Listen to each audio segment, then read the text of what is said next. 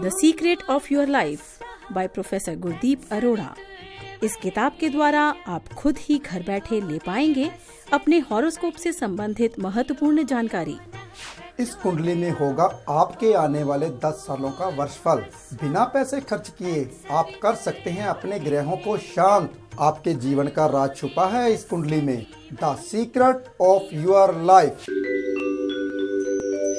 नमस्कार जी, मैं हूं Puneet. The secret of your life में आपका बहुत बहुत स्वागत करती हूं। The secret of your life यानी आपकी जिंदगी से जुड़े हुए रहस्य। अब बात यह है कि रहस्य जो है हमारे आसपास हैं।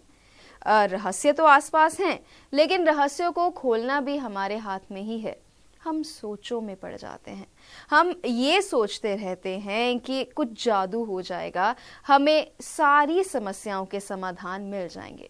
हो सकता है भगवान सुन ले, कोई जादू भी हो जाए। मिरेकल्स डू हैपन, ऐसा कहते हैं लोग। लेकिन बात यह है कि कहते तो ये भी है ना कि भगवान उनकी मदद करता है जो अपनी मदद आप करते हैं। तो आपको अपनी मदद करनी पड़ेगी। कैसे करेंगे आप अपनी मदद? जैसे मैंने पहले भी हमेशा कहती हूँ कि हमारे प्रोफेसर साहब हमेशा यही कहते हैं कि ज्योतिष में बहुत ताकत है, और जो ज्योतिषी हैं, जो एस्ट्रोलॉजर्स हैं, उनके हाथों में वो विद्या है कि वो आपकी समस्याओं को अगर कहीं खत्म नहीं कर सकते तो कम तो कर ही सकते हैं ना। हालांकि समस्याएं खत्म करने के भी प्रावधान है, ऐसा नहीं है कि नहीं है, वो भी हो सकता है, लेकिन prevention is better than cure. इस बात को हमेशा ध्यान रखिए। अपना ध्यान आपको खुद रखना है। नीचे लिखे गए हैं नंबर, उन पे आप कॉल कर सकते हैं। अगर आपको लगता है कि आपको अपनी कुंडली दिखानी है, अगर आपके घर में कोई शादी है, अगर आपके घर में कोई प्रॉब्लम है, या फिर अगर बच्चे से रिलेटेड, बहू से रिलेटेड, या फिर कोई भी फैमिली मैटर्स भी है, कुंडली में हर चीज का हल है। और आप तो बस एक फोन कॉल अवे हैं, एक फोन करेंगे। मैं यहाँ पे मुझे इस चीज की मनाही है प्रोफेसर गुरदीप अरोड़ा जी की तरफ से कि आपने किसी को नहीं बोलना कि वो मेरे पास आए। वो मुझे मना करते हैं कि आप मत कहिए किसी को कि आप मेरे पास आए। अगर उन्हें लगेगा, नीचे लिखे नंबर है, तो आप वो उन पे फोन करेंगे और खुद अपॉइंटमेंट लेंगे। आपने किसी को नहीं कहना है। तो मैं आपको ये नहीं कह रही हूँ कि प्रोफेसर साहब के पास जाइए। मैं आपको सिर्फ यही कह रही हूँ कि समस्या इससे पहले बहुत बड़ी हो जाए, आप उसका निवारण कराने की कोशिश जो है वो जरूर कीजिए। और अगर आप कॉल करते हैं, आपको थोड़ी सी वेटिंग मिलेगी, 3-4 दिन की हो सकता है वेटिंग मिले, लेकिन बात तो जरूर सुनी जाएगी। और बात शुरू हो गई तो प्रोफेसर साहब उसको खत्म भी खुद ही करेंगे। और आधी चीजों की पॉजिटिविटी तो वो खुद ही ले आते हैं, और बहुत सारी चीजें तो उनसे बातें करके ही हल हो जाती हैं। अगर मैं अपनी बात करूं, अगर मैं घर से किसी कारणवश नाराज हूं या उदास हूं, तो यहाँ पे शो से पहले अगर मैं 10 मिनट इनके साथ बैठ जाती हूँ तो मेरा मूड जो है तरोताज़ा हो जाता है। मैं इतनी तरोताज़ा हो जाती हूँ कि मैं 4 शोज और भी कर सकती हूँ। तो बात सिर्फ इतनी सी है कि चीज़ों को पॉजिटिवली हैंडल करना पड़ता है, फिर उसके बाद जो है वो ज्योतिष आती है। पॉजिटिव नहीं होंगे तो फिर आपको कोई उपाय भी बता देगा, आप अच्छे मन से नहीं करेंगे तो वो कैसे सिद्ध होंगे। तो पहले आप खुश रहना सीखिए। इस प्रोग्राम के माध्यम से एक विश्वास जो है उसको गहरा और गहरा करते जाइए, और उसके बाद आप कॉल कीजिए। ऐसा नहीं कि प्रोग्राम देख रहे हैं, कॉल कर रहे हैं, मिल रहे हैं प्रोफेसर साहब से, नहीं। आप पहले विश्वास बना लीजिए, उसके बाद आप प्रोफेसर साहब से मिलिए। जब तक आपका ज्योतिष के ऊपर विश्वास नहीं होगा तब तक कुछ भी नहीं होगा। तो पिछले एपिसोड में कुछ बातें जो हैं वो अधूरी रह गई थी। पिछले एपिसोड में हमने राहु को ठीक करने की बात की थी। तो प्रोफेसर साहब ने हमारे ये कहा था कि मेरा राहु तो बहुत स्ट्रांग है, और मैंने उनसे ये कहा था कि आप हमारा भी राहु स्ट्रांग कीजिए। तो वक्त जो था वो कम रह गया था। तो कैसे करना है राहु स्ट्रांग? 2 घरों की बात हुई थी सिर्फ। बात करते हैं इनसे। बहुत बहुत स्वागत है जी आपका। नमस्कार। आपको क्या लगता था प्रोफेसर साहब 2 घरों की बात करेंगे और आप चले जाएंगे? आपको याद रहा? मुझे याद रहा। बहुत अच्छी बात है, ठीक है, होना भी चाहिए।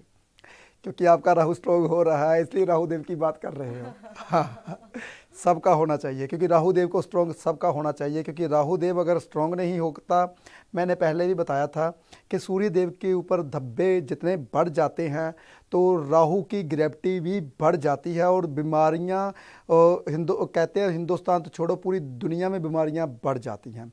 आजकल वो धब्बे बढ़ रहे हैं, बीमारियां बढ़ रही हैं। जब वो धब्बे कम होंगे बीमारियां कम होंगी। ये धब्बे बढ़ते हैं कम होते हैं, बढ़ते हैं कम होते हैं, ये सदियों से चला आ रहा है, ये अभी की बात नहीं है, ये हज़ारों सालों से चली आ रही है।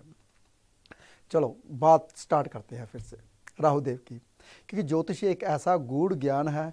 आज से कहते हैं कुछ कई हजार साल पहले कुछ हड्डियों के ऊपर ज्योतिष के चिन्ह मिले थे। वो बहुत बारीकियां, क्योंकि ज्योतिष जब तक ये दुनिया है तब तक ज्योतिष रही है। वो अलग बात है कि ज्योतिष को कोई जान नहीं पाया। लेकिन ज्योतिष तो विद्या है, उसके चिन्ह मिलना मतलब क्या हो? मैं बताता हूँ आपको। पहले जो ज्योतिष थे ना, मैंने पहले बताया, पहले कुछ कंकरों के जैसे जैसे लोग आदिवासी बड़े वैसे होते गए, जैसे जैसे उन्होंने पत्तियों से अपना तन ढकना शुरू किया, फिर पत्तों के द्वारा फिर कपड़े से ढकना शुरू किया, तब वो उनको हड्डियों से कंकरों से ज्योतिष देखनी शुरू कर दी। पहले ज्योतिष की स्टडी नहीं थी, पहले नक्षत्र देखा जाता था, पहले देखे जाते थे जो सितारे हैं वो कब कौन कौन से सितारे मिल रहे हैं।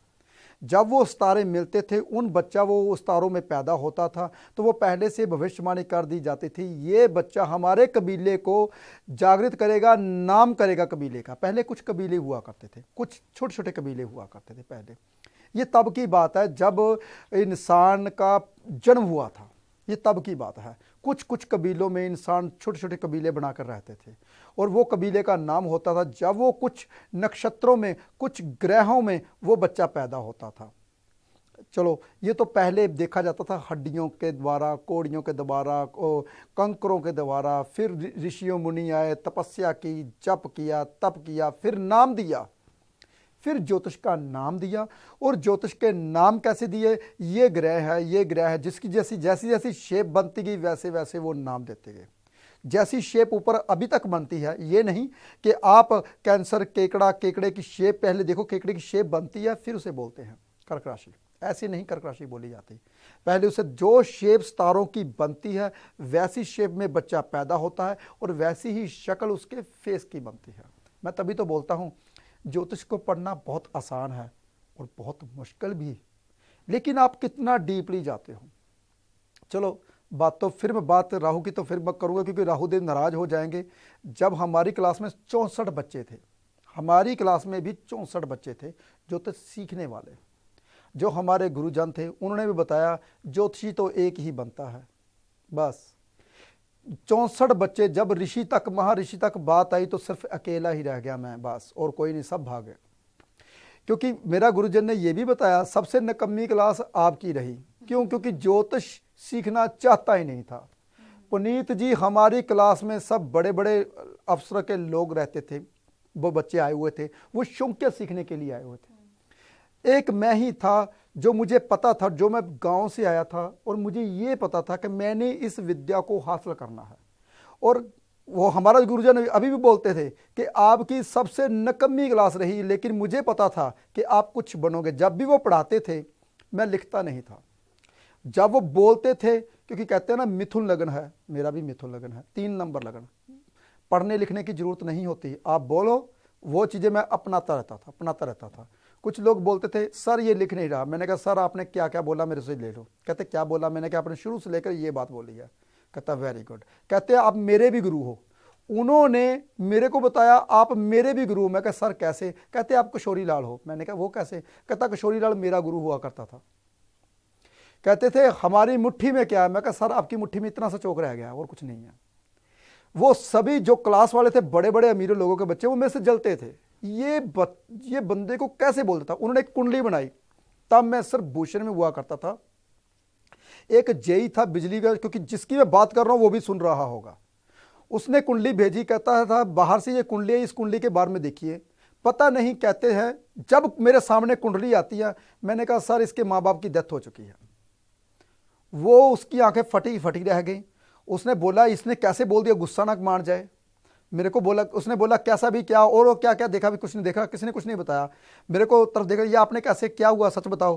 कहता यस, ये बिल्कुल सही बोल रहा है, इसके माँ बाप की डेथ होती है, एक्सीडेंट में हो चुका है, ये बच्चा अकेला बैठा था गाड़ी में, ये बच गया, पीछे बैठा था, माँ बाप दोनों की डेथ हो चुकी है। अब इसके पीछे मैं आपका रहस्य बताता हूँ, थोड़ा सा रहस्य बताना बहुत ज़्यादा जरूरी होता है। कहते हैं एक लड़का था, वो मैथ में बहुत अव्वल आता था। उसके ऊपर जब भी वो देखता था, गणना करनी शुरू करता था, 1 2 3 4 5 6 7 8 9। चलो इसके पीछे भी रहस्य बताता हूं कि रहस्य के रहस्य निकलते रहते हैं। ये 9 अंक भारत की ही खोज है, पूरी दुनिया में ये जितने भी अंक चल रहे हैं ये भारत की खोज है। ये बहुत बड़ी बात है। मैं ज्योतिष से बिछड़ जाऊंगा, अपनी बातों से बातें की बातें आगे चलती रहेंगी, मैं बिछड़ जाऊंगा, मैं फिर उसी बात के ऊपर आता हूं। एक लड़का था, वो गणना जब भी करता था, कोई भी मैथ उसकी आंखें ऊपर हो जाती थी, वो बोलता था इसका जोड़ ये आएगा। वो बोलता इसके कैसे बता दिया, अभी तो मैं क्वेश्चन लिख रहा हूं। इंग्लैंड से एक बंदा आया, चलो नाम नहीं लूंगा मैं, वो आया, उन्होंने कहा कि ये एक बच्चा बहुत ज़्यादा मैथ का, गणना का बहुत अच्छा बच्चा है, जो भी इसको मैथ दे दो वो उसका हल कर देता है 5 मिनट में ही। वो कहता है 6 घंटे का हल निकलेगा, मैं देता हूँ। उसने क्वेश्चन दिया, जैसे जैसे क्वेश्चन डालता गया उसकी आंखों के सामने उसका आंसर आ गया। उसने कहा प्लस गुना माइनस 6 बचता है। वो कहता है कमाल की बात, जो 6 घंटे का आंसर था वो आपने 6 सेकंड में दे दिया, कैसे? कहता मेरे को नहीं पता होता, बस मेरे सामने जब भी वो चीज़ आती है मेरे सामने उसका जवाब आ जाता है, पता नहीं कैसे। कई दफ़ा मेरे साथ भी ऐसा ही होता है कि जब मेरे सामने कुंडली आती है, जो उसके रहस्य हैं, वो जब मैं बोलता हूँ बाद में मैं भी देखता हूँ यार ये मैंने कैसे बता दिया। मेरे सबके बोलते सर आपने ये चीज़ कैसे बता दी? मैं कहा मेरे को नहीं पता।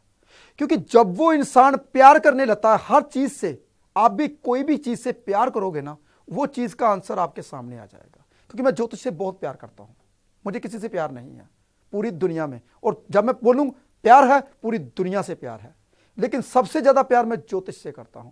क्योंकि जब वो कुंडली मेरे सामने बनती है तो उसका रहस्य मेरे सामने आ जाता है, पता नहीं कैसे आ जाता है। कई दफा तो मैं बोलता हूं ये ज्योतिष भी नहीं है, पता नहीं ये कहां से आ गया। फिर मैं उसके पीछे साइंटिफिक रीजन ढूंढता हूं, क्योंकि साइंटिफिक रीजन मैं इसलिए ढूंढता हूं, आप सबको बताने होते हैं मैंने साइंटिफिक रीजन, क्योंकि दुनिया को मैं साबित करना चाहता हूं ये ज्योतिष एक साइंटिफिक रीजन है, और इससे ही साइंटिफिक रीजन से ही इसका हल निकलता है। इसलिए कभी मेरे सामने वो इंसान हैरान हो गया कि कमाल है, आपने सर कैसे देखा, आपने मेरे को कैसे बता, खड़ा होकर बता भी इसके माँ बाप की डेथ आपने कहाँ से देखी? मैंने कहा सोचने दो, मुझे पता नहीं था, मैंने बोल दिया, अब मैं बताता हूँ। चंद्र 6ठे घर में, सूर्य 12वें घर में, मेष कुछ ऐसा लगन था, 10वें घर का मालिक चंद्र केतु था 4थे घर में। अभी तक मेरे को थोड़ी सी कुंडली याद है, ये मैं तब भूषण में पढ़ा करता था, भूषण की क्लास थी मेरी, पहले रतन भूषण प्रभाकर की बात थी, कुछ अभी सीखने हमने शुरू किए थे। वो हैरान हो गया कि ये कैसे देखा, मुझे भी नहीं पता चला। फिर मैंने बाद में बताया सर चंद्र भी पीड़ित है, सूर्य भी पीड़ित है, और दोनों को राहु केतु की, उसके ऊपर पंचमी दृष्टि, उसके ऊपर पंचमी दृष्टि, 6ठे घर के ऊपर चंद्र राहु की 9वीं दृष्टि है, केतु की 9वीं दृष्टि 12वें घर में सूर्य के ऊपर, और दोनों घरों में भी राहु केतु बैठे हुए हैं, और जो राहु केतु बैठे वो दोनों नीचे के बैठे हुए हैं, और दोनों को ही जो चंद्र है उसके ऊपर शनिदेव की दृष्टि है। ऐसे बस वो हैरान हो गए भी, ऐसे कैसे 1 मिनट में कैसे बता दिया। ये ज्योतिष नहीं, ये ज्ञान है। ऐसा ही ज्ञान मैं आप सबको बताना चाहता हूं, हर इंसान के भीतर वो ज्ञान छुपा है। प्रोफेसर साहब राहु ठीक करना था। सही बात। कहाँ पहुंच जाते हैं आप, राहु ठीक करना था। बिल्कुल सही बात है, राहु ठीक करना था। फिर एपिसोड फिर रह जाएगा। हाँ फिर रह जाएगा, फिर 3 मिनट होंगे, फिर फटाफट बताएंगे, फिर 2 घर और बताएंगे, फिर निकल जाएंगे, फिर अगले एपिसोड में हमें राहु पे ही करना पड़ेगा। बिल्कुल सही बात है। अब कितने 2 घर बोले थे आपने अभी लास्ट एपिसोड में 2 ही बोले थे, अभी इस एपिसोड में तो शुरू ही नहीं हुआ है। बिल्कुल सही। सुनिए राहु के बारे में, कॉपी पेन ले लीजिए भी, ऐसी बातें किसी किताबों में नहीं मिलेगी राहु के बारे में। राहु देव जी बहुत अच्छे हैं, इसलिए जब भी वो अच्छे होते हैं तो बताना नहीं चाहते, इसलिए पता नहीं क्या बात है राहु देव के बारे में। चलो सुनिए राहु देव के बारे में। पहले मैंने 2 घरों के बारे में बताया था, अब सुनिए तीसरे घर के बारे में। तीसरे घर की जो जमीन है उसका मालिक है बुध। तीसरे घर का जो कर्ता धर्ता है उसका मालिक है मंगल और शनि। ध्यान से सुनिए, जो इंसान ज्योतिष पढ़ते हैं, सीखते हैं, सिखाते हैं, और जो इंसान कुछ भी नहीं जानते, ज्योतिष एक ऐसा गूढ़ ज्ञान है, ऐसी बातें किसी किताबों में नहीं मिलती जो मैं यहां पे बोलता हूं। तीसरे घर का जो कर्ता धर्ता है वो मंगल और शनि है, ये किताबों में लिखा हुआ है। तीसरे घर की जो जमीन का मालिक है वो बुध है, ये भी किताबों में लिखा हुआ है। और तीसरे घर में राहु उच्च का होता है, ये भी किताबों में लिखा है। अब जो मैं बात बोलने वाला हूं ये किताबों में नहीं लिखी। राहु हमेशा अटैक करता है कारक के ऊपर, ये किताबों में नहीं लिखी। वो अटैक किसके ऊपर करेगा? मंगल के ऊपर कभी नहीं कर सकता। मंगल महावत है, राहु को अपनी ओर खींचने वाला। राहु एक ऐसा जानवर है जो इंसान से भी ज्यादा समझदार है। हाथी सबसे ज्यादा समझदार होता है। पता है आपको, जानवरों में सबसे ज्यादा समझदार जो इंसान की सूझबूझ रखता है, जो इंसान जितनी शक्ति रखता है, वो है हाथी, वो है राहु। मंगल महावत कभी भी तीसरे घर का बुरा नहीं करता राहु। और राहु जब भी तीसरे घर में आता है तो आने वाली बातों का पहले से ही आभास होना शुरू हो जाता है। तीसरे घर में राहु उच्च का माना था, इसके पीछे लॉजिक अब सुनिए। सप्तम घर में बैठ गया, यानी कि तीसरे का सप्तम बनता है नौवां घर, केतु, गुरु का चेला। जब चेला अपने गुरु के घर में ही बैठ जाता है, उसके पांव पकड़ लेता है, तो गुरु बहुत अच्छा मान करता है और अपने चेले को भी अच्छा करता है। केतु, केतु नौवें घर में बहुत अच्छा होता है। और कुछ नहीं कर सकते तो गोल्ड की बाली 24 कैरेट की आप डाल सकते हो, इसके पीछे उपाय भी बता दिया। और कुछ नहीं कर सकते तो केसर का तिलक ही लगाना शुरू कर दीजिए लेफ्ट कान के पीछे। राइट कान, राइट कुंडली का राइट, लेफ्ट कुंडली का लेफ्ट। कुंडली को बहुत ध्यान से देखना चाहिए। अगर कुंडली के 12 घरों को मुख बना सकते हो आप, दोनों आंखें आपकी क्या होती हैं? लेफ्ट घर 12वां घर, राइट घर दूसरा घर, नाक मुंह आपका कौन सा होगा? लगन, और कान और आपका तीसरा घर। ये पूरा मुंह भी बना सकते हो आप एक कुंडली को, और पूरा देह भी बना सकते हो आप, अपना शरीर बना सकते हो एक कुंडली को। इसीलिए कुंडली को ही घर भी बना सकते हो, कुंडली को परिवार बना सकते हो, कुंडली को खानदान बना सकते हो, कुंडली को पूरा शहर बना सकते हो। फिर वो बोलेंगी राहु के ऊपर आइए जी। अब राहु के ऊपर चलेंगे, क्योंकि मेरी बातें फिर आगे के आगे निकल जाती हैं, नहीं तो फिर एक ही घर बताया जाएगा। फिर वापस आता हूं, तीसरे घर का राहु, कुछ भी उपाय करने की जरूरत नहीं। तीसरे घर के राहु के लिए कुछ भी करने की जरूरत नहीं, बहुत बढ़िया होता है। अब आई बात राशि की, कौन सी राशि में है, क्योंकि पहले घरों की राशि भी मैंने नहीं बताई, क्योंकि जब मैं राशियां भी बताने लगूं फिर बहुत डीपली हो जाता है। फिर इतना डीपली हो जाता है कि राशि बैठी है तो राहु कितनी डिग्री का है। अगर राहु 29 डिग्री का है तो घर पार करने वाला है, दूसरे घर में जाने वाला है। अगर राहु 29 1-2 डिग्री का रह गया तो फिर क्या, घर पार करके आया तो घर आगे बढ़ने वाला है।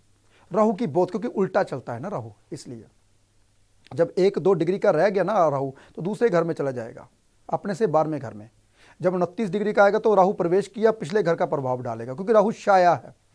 राहु देव ऐसे देव हैं, क्योंकि राहु मैं देव ही क्यों बोलता हूं, चलो इसके पीछे भी एक लंबी कहानी है, थोड़ी शॉर्ट करके बताता हूं। जब समुद्र मंथन निकाला था, हमारे पुराणों में लिखा है, इसलिए बोल रहा हूं क्योंकि थोड़ी सी गाथाएं मैं सुनानी चाहता हूं, क्योंकि 3-4 एपिसोड निकल चुके हैं बिना गाथा के।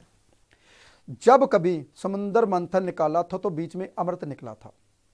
जब अमृत निकला था तो सूर्य देव भी साथ में बैठ गए थे, क्योंकि देवताओं को एक तरफ विष्णु भगवान ने बैठा दिया था और राक्षसों को एक तरफ। विष्णु भगवान जी क्या किया था, स्त्री का रूप धारण करके उस जो राक्षस थे उनको मदिरा पिलाई जाती थी, जो देवजन थे उनको अमृत पिलाया जाता था। राहु बहुत इंटेलिजेंट पर्सन था, उसको पता चल गया कि ये कुछ गड़बड़ हो रही है, क्योंकि जब वो राक्षसों को पिलाते हैं तो राक्षस सिर घुमाने लगते हैं, और जब वो देवताओं को बुलाते हैं तो देवते आंखें बंद करके भगवान का नाम लेते हैं। ये क्या चीज है, मैं देवताओं की ओर बैठता हूं, क्योंकि राहु एक इंटेलिजेंट पर्सन। वो उसकी बेचारे की किस्मत माड़ी, वो बैठ गया सूर्य के साथ। जब वो सूर्य देव को पिलाया गया अमृत, फिर राक्षस की बारी आई। जब फिर आई राहु देव की बारी, वो देवता बन के सूर्य के पास बैठ गया, क्योंकि किस्मत कहते हैं साथ कब देती है। जब वो राहु देव अमृत पीने लगे, सूर्य ने ऐसे देखा सिर घुमा के, सूर्य का रोशनी गई भीतर, क्योंकि सूर्य का ताप बहुत ज्यादा था। जब वो सूर्य की रोशनी भीतर गई तो क्या हुआ, अंदर से राहु की छवि आ गई। तो सूर्यदेव ने फटाफट से बोल दिया ये तो राहु देव हैं। तो अभी घूंट अंदर ही गया था तो विष्णु भगवान ने अपना सुदर्शन चक्कर निकाला, गर्दन काट दी।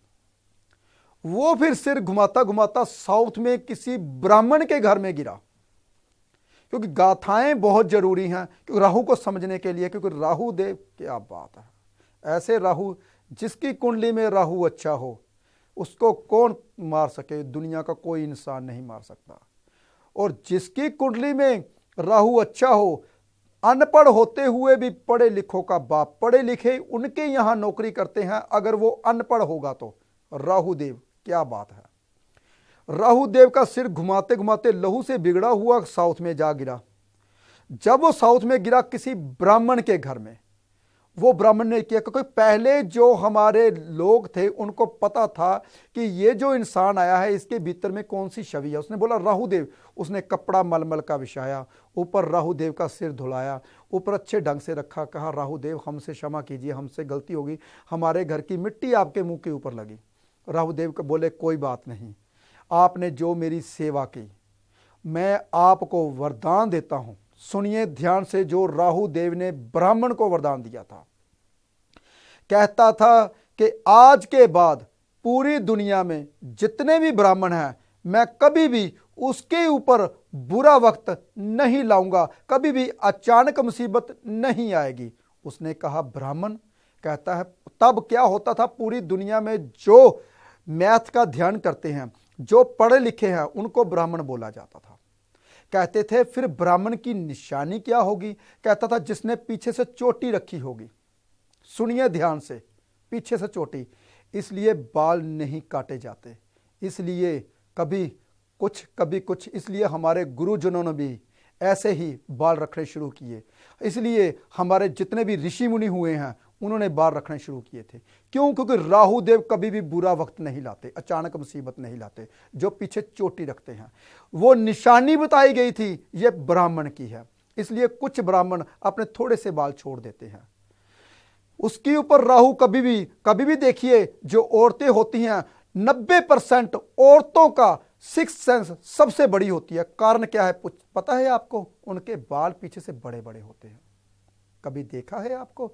ऐसी सुनी है ऐसी बातें कि औरतों की सिक्स सेंस क्यों तेज होती हैं? वो अपने जो उसका हस्बैंड होता है पहले से रोक देती है, ना कीजिए नुकसान होगा, वो नुकसान हो जाता है। देखिए 80-90% यही होता है। चलो फिर बात गथा के ऊपर आ गई। अब बात फिर वही चलते हैं, राहु तीसरे घर में। तीसरे घर का राहु बहुत अच्छा होता है। कोई भी उपाय करने की जरूरत नहीं, अगर करना है तो सिर्फ और सिर्फ केसर का तिलक कानों के पीछे लगाइए। अगर करना है तो अपने घर के ऊपर ध्वज खड़ा कीजिए हनुमान जी का, अपने घर के ऊपर ध्वज खड़ा कीजिए दुर्गा माता का, चिंतपूर्णी माता से लेकर आइए। अगर आप किसी और कहते हैं हम सिख धर्म से हैं, हम हिंदू धर्म से हैं, हम ये पार्टी के हैं, हम ये पार्टी, कोई भी ध्वज खड़ा कीजिए। पीले रंग का झंडा लगाइए, लाल रंग का झंडा लगाइए, तिरंगा झंडा लगाइए, कोई भी लगाइए, ध्वज खड़ा कीजिए। अगर आप कामयाब होना चाहते हैं तीसरे घर में जब भी राहु आता है, साथ में उपाय भी बता दिया। देखिए एपिसोड तो खत्म होने वाला है, अभी तो एक ही घर के बारे में बताया, क्योंकि मेरी बातें आगे की आगे चलती रहती हैं। अब आई बात चौथे घर की। अरे भाई फोर्थ हाउस होता है माँ का। माँ के जब भी राहु चौथे घर में आता है तो माँ परेशान ही रहती है। अचानक मुसीबतें आती हैं माँ के ऊपर और मन के ऊपर।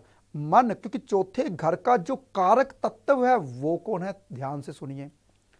जो फोर्थ घर होता है वो होता है स्त्रियों का, माँ का। इसलिए वहां पे जो कारक तत्व होते हैं वो शुक्र, बुध और चंद्र तीनों के ऊपर अटैक करेगा।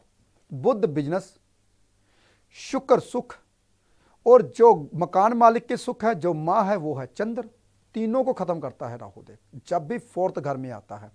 और बात सुनिए, और बारीकी में, जब कभी चौथे घर में राहु आ जाए तो 42वें साल में जितना कमाया सब डुबो देता है, क्योंकि 42 साल की उम्र जो होती है वह राहु की होती है।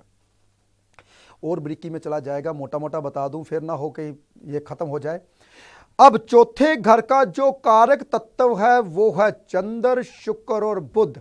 जब भी वहां पे बैठता है तो राहु देव कारक तत्व को खत्म करता है, कहते हैं। पर यहां पे एक बात बोली गई है कुछ किताबों में, कहते हैं धर्मी हो जाता है। लाल किताब कहते हैं धर्मी इन द सेंस ऐसे, क्योंकि चंद्र ही राहु को शांत करता है, और जब राहु देव आकर बैठता है तो चंद्र को ही खराब करता है।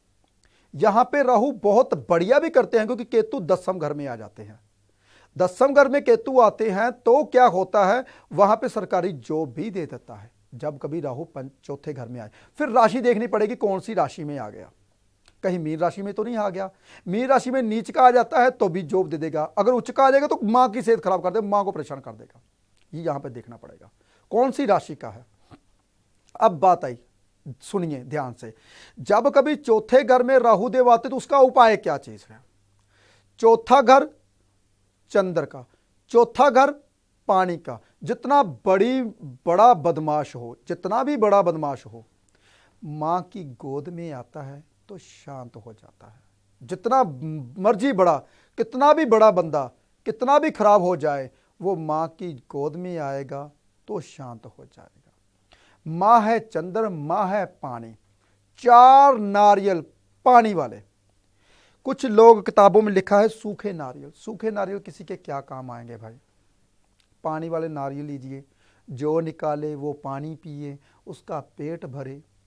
नारियल इसलिए जल प्रवाहित करते थे, कुछ जल प्रवाहित इसलिए किया करते थे, जो इंसान उसे निकालेगा, उसे तोड़ेगा, जो प्यासा होगा पानी पिएगा, उसका पेट भरेगा, आपका राहु देव ठीक होगा। और राहु अकेला नारियल राहु ही नहीं होता, शुक्र भी होता है, बीच में गिरी होती है खाने वाली। अकेला राहु राहु ही नहीं होता, बीच में चंद्र होता है, शुद्ध चंद्र, प्योर चंद्र। क्यों? क्योंकि बीच में जो पानी निकलता है नारियल का वो शुद्ध चंद्र होता है, और शुक्र होता है। चंद्र और शुक्र महालक्ष्मी योग। ये नहीं हम एक चीज को बोल देते हैं बाल है राहु है। इसलिए और बारीकी में जाऊं तो उसमें क्या है, बाल जलते हैं, आग लगती है, मंगल भी है। और बारीकी में जाऊं तो खोल होता है, लकड़ी बनती है, बूरा बनता है, गुरु भी आ जाता है। और बारीकी में जाऊं, इतना बारीकी में जाऊं तो ग्रह निकलते रहेंगे, क्योंकि मैं हर चीज में ग्रह निकालने की कोशिश करता हूं, कण कण में ग्रह ढूंढने की कोशिश करता हूं।